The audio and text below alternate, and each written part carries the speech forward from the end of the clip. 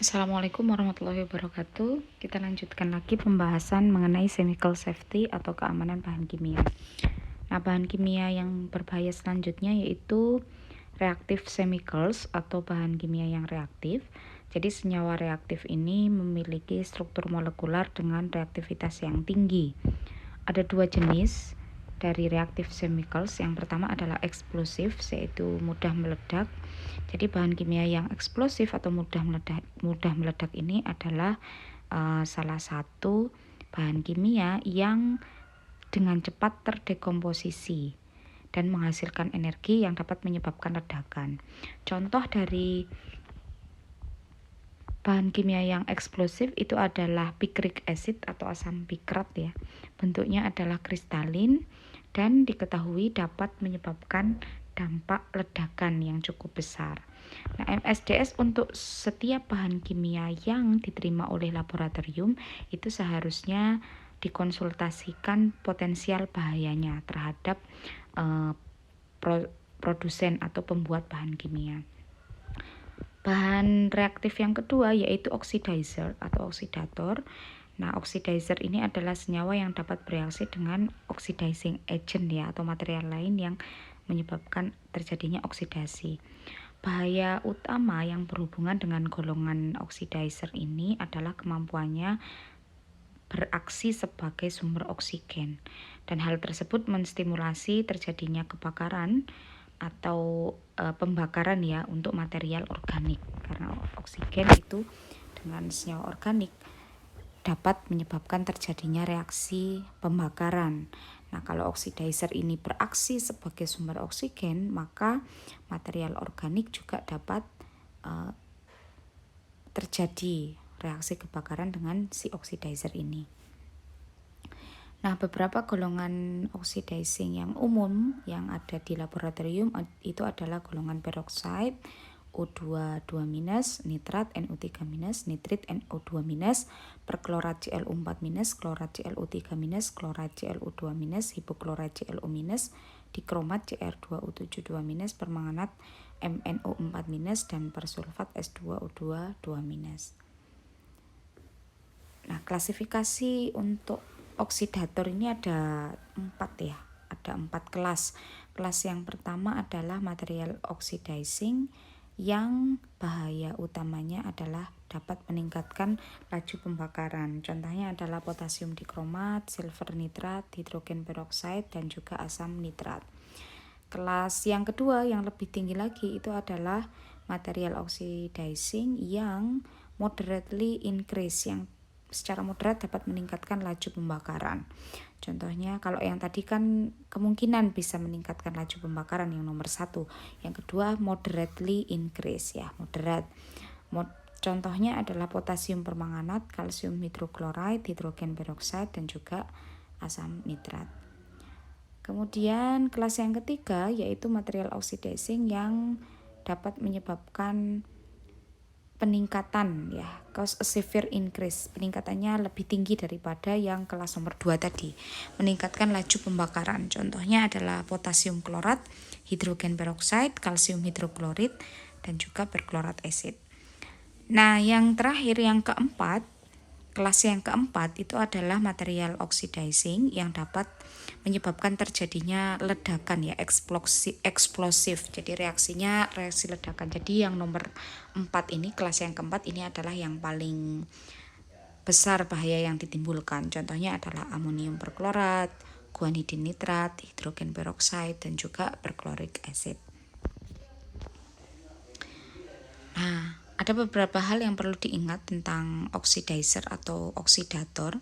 Bahaya utama dari oksidator ini adalah kemampuannya beraksi sebagai sumber oksigen, khususnya berbahaya terhadap kebakaran. Nah, material ini itu bisa menyebabkan kebakaran dan juga ledakan ya, material oksidator ini. Ketika kontak atau bereaksi dengan senyawa organik atau material yang mudah terbakar yang lain. Nah, kontak dengan senyawa organik atau material yang mudah terbakar itu harus dijauhi ketika bekerja dengan oksidator. Nah, rata-rata oksidator ini juga sifatnya adalah korosif dan bahaya yang ditimbulkan ini berhubungan dengan penggunaan, contohnya di sini adalah perchloric acid, yaitu asam perklorat yang bahaya yang ditimbulkan cukup besar, yaitu eksplosif tadi. Kemudian asam perklorat itu biasanya tidak digunakan dalam bentuk gas ya, kecuali memang didesain khusus ya untuk kegunaan sebagai gas. Yang kedua, agen oksidator kuat, contohnya adalah asam kromat, itu seharusnya disimpan dan digunakan di wadah gelas atau wadah inet yang lain, dan wadahnya itu lebih diutamakan yang unbreakable atau tidak bisa pecah. Kemudian sumbat atau tutup itu sebaiknya tidak digunakan ya, terutama sumbat yang bahannya berasal dari karet ya, itu sebaiknya tidak digunakan untuk oksidator. Kemudian reaksi vessel atau reaksi wadah ya, reaksi wadah dengan senyawa oxidizing material itu seharusnya tidak dipanaskan di oil bath, tetapi dipanaskan di heating mantle atau mantel pemanas atau sand bath atau wadah pasir gitu ya. Lebih disarankan digunakan kalau untuk pemanasan menggunakan heating mantle atau sand bath atau bak pasir gitu, lebih disarankan. Kemudian senyawa kimia atau bahan kimia reaktif yang lain adalah selain oksidator dan eksplosif tadi ya, itu adalah senyawa di golongan redox ya, contohnya adalah hidrazin dan hidroksilamin. Kemudian ada senyawa yang bereaksi kuat dengan air dan atau udara, contohnya adalah oksida logam anhidrat. Kemudian ada senyawa piroforik yang secara spontan bereaksi dengan udara. Kemudian ada senyawa-senyawa yang membentuk peroksida dan menjadi eksplosif, contohnya adalah dietil ether. Nah, untuk penyimpanan bahan kimia seharusnya disimpan di area yang ventilasinya bagus ya dan jauh dari sumber panas. Kemudian bahan kimia seharusnya tidak disimpan above eye level, di atas mata ya, di atas tingginya, tidak di atas mata secara umum.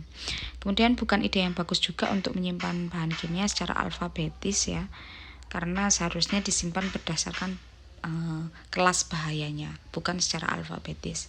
Senyawa anorganik seharusnya disimpan terpisah dengan senyawa organik ya. Jadi senyawa organik dan senyawa anorganik itu sebaiknya dipisah. Asam anorganik seharusnya disimpan sendiri dengan asam nitrat ya. Kemudian asam nitrat seharusnya diisolasi dari asam-asam yang lain. Kalau asam asetat itu dapat disimpan bersamaan dengan asam anorganik. Penyimpanan bahan kimia yang lain ya. Jadi bahan kimia yang reaktif terhadap air, contohnya adalah sodium, potasium, dan hidrida logam yang lain, itu dipisah dari bahan kimia yang lain dalam penyimpanannya dan disimpan di dalam lingkungan yang kering. Karena reaktif terhadap air, jadi kalau lembab sedikit dia akan bereaksi. Nah, kemudian area bahan ini seharusnya jauh ya, atau terpisah dari sprinkle system. Sprinkle itu alat pemadam kebakaran ya, penyemprot tuh. Nah, seharusnya tidak jadi satu dengan alat pemadam kebakaran. Nah, kemudian bagaimana menangani tumpahan asam atau basa pekat? Nah, pertama diencerkan dulu dengan air sebelum dibersihkan. Kemudian tumpahan itu seharusnya ditutup dengan penetral atau neutralizer. Misalnya asam borat ditambah dengan basa, sodium bikarbonat ditambah dengan asam. Nah, tumpahan seharusnya tidak diserap dengan material absorben atau material penyerap. Kemudian untuk pembuangan dari tumpahan tersebut itu tergantung dari kebijakan institusi bagaimana pembuangan limbah kimia ya, karena berbeda-beda. Permukaan tumpahan seharusnya tidak dibersihkan dengan sabun dan air setelah bahan kimia tersebut dibersihkan. Nah, kalau untuk tumpahan pelarut, nah jika pelarut itu tumpah, tidak ada air atau pelarut lain yang ditambahkan ya. Jadi seharusnya tidak ditambah air ataupun pelarut. Ini kalau yang tumpah adalah pelarut, dan pelarut tersebut seharusnya tidak dialirkan ya. Jadi ya tetap berada di situ ya, tidak dialirkan. Nah, karena pelarut ini bisa jadi ada asapnya yang ditimbulkan ya, maka sebaiknya pada saat membersihkan tumpahan pelarut itu menggunakan respiratory protective equipment atau APD yang berhubungan dengan pernafasan gitu. Setelah penyerapan dengan material absorben, material ini seharusnya tidak ditempatkan di kontainer atau di wadah yang tertutup. Nah, tujuannya adalah untuk menghindari asap yang keluar ya. Asap yang keluar itu supaya tidak tertimbun di dalam, maka sebaiknya tidak digunakan wadah yang tertutup. Nah, semua wadah yang digunakan itu seharusnya diberi label dengan nama bahan kimia dan bahayanya dan bagaimana cara pembuangannya, limbahnya seperti apa. Baik, kita ke safety fire atau keamanan dari kebakaran ya. Itu ada dua bahan kimia, yaitu flammable dan combustible. Nah, kalau cairan flammable dan combustible ini itu digunakan di berbagai prosedur di laboratorium ya. Nah, di antara material berbahaya dan juga di laboratorium klinis itu bisa menyebabkan flammable dan combustible liquid ini bisa menyebabkan kebakaran atau ledakan ya. Jadi material yang sifatnya flammable dan combustible ini bisa menyebabkan kebakaran atau ledakan. Nah, material ini diklasifikasikan berdasarkan flash point-nya atau dia bisa terbakar pada titik atau suhu berapa. Kalau untuk liquid flammable, cairan flammable itu flash point-nya di bawah 100 atau 140 Fahrenheit. Nah, kalau untuk combustible liquid itu flash point-nya di atas 100. Jadi flammable ini lebih mudah untuk terbakar ya dibandingkan dengan combustible. Kalau combustible biasanya suhunya lebih tinggi daripada flammable.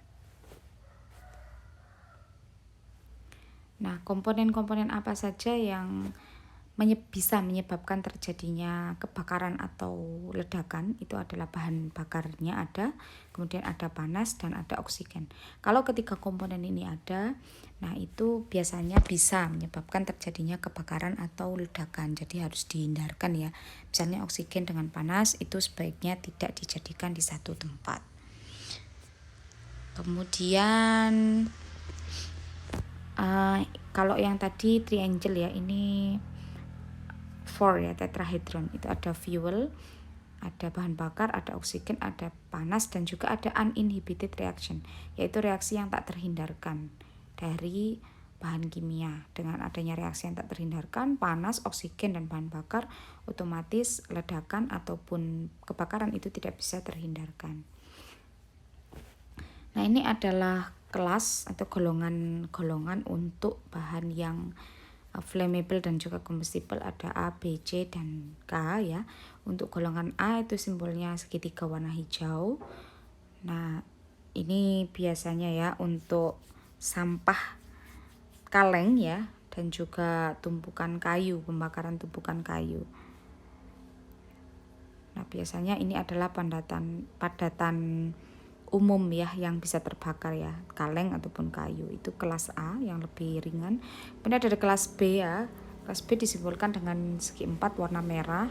Ini adalah tempat untuk bahan bakar. Biasanya ya, tempat untuk bahan bakar dan mudah terbakar. Flammable liquid, cairan yang mudah terbakar. Cairan dan gas yang mudah terbakar. Itu golongan yang B. Kemudian ada kelas yang C. Golongan C disimbolkan dengan lingkaran warna biru. Ini berhubungan dengan listrik ya, colokan electric plug.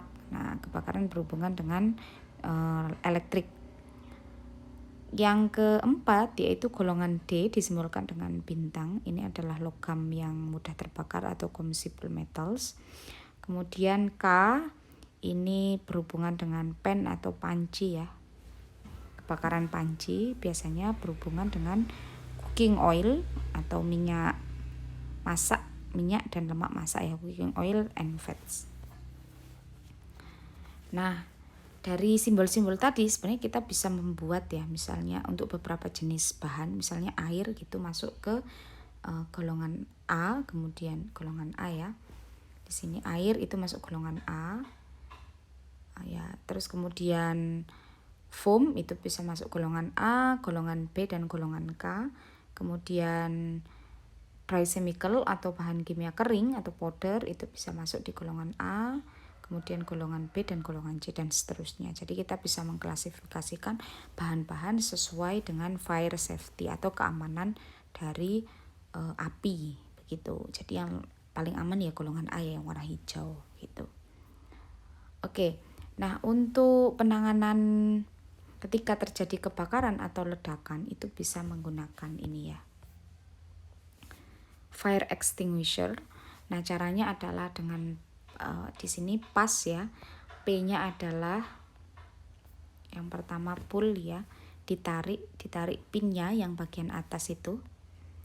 Kemudian E itu aim itu adalah mengarahkan sumber semprotan itu ke api ya, ke dasar api, ke bagian bawah. Aim nozzle at base of fire itu mengarahkan nozzle itu sumber semprotannya tadi ke bagian dasar api.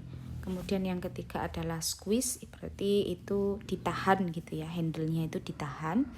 Yang terakhir yaitu sweep, menggeser nozzle atau pengarah semprotan tadi dari kiri ke kanan, side to side ya, di mana api itu ada begitu. Jadi ini cara menggunakan fire extinguisher ketika terjadi kebakaran ataupun ledakan begitu. Baik, itu saja untuk materi chemical safety atau keamanan bahan kimia. Terima kasih, saya akhiri. Wassalamualaikum warahmatullahi wabarakatuh.